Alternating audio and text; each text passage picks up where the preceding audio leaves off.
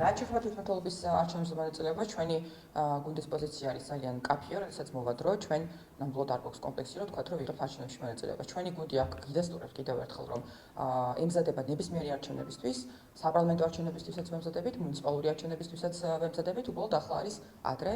განსხვავებით სხვა იმ ოპოზიციური პარტიებისგან, რომლებიც როგორც ჩანს მიპარვას აპირებენ ადგილობრივ არჩევნებში, მაშინ როდესაც სულ ახლახანს ცხადი გახდა, რომ ზოგიერთი მათგანი ფიზიკურად ემზადება უკვე იქ რაღაცა კომისიებისთვის ეძებს ადამიანებს, უკვე რეგიონული მუშაობა აქვთ გაჩაღებული, მაგრამ გამოდიან და საკუთარ ამორჩეულს პირველ რიგში ატყუებენ, რომ თითქოს არ იღებენ მუნიციპალურ არჩევნებში მონაწილეობას.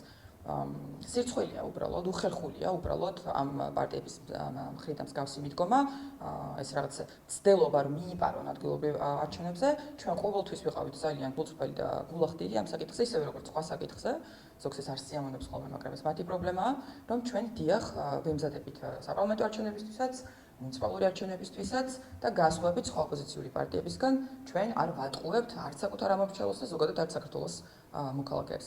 ჩემი პირადი აზრი რომ ნებისმიერი პარტია ნებისმიერი არჩევნებისთვის უნდა იყოს მზად, იმიტომ რომ არჩევნები პოლიტიკური პარტიისთვის არის ერთ-ერთი ყველაზე მნიშვნელოვანი ინსტრუმენტი არსებობისთვის.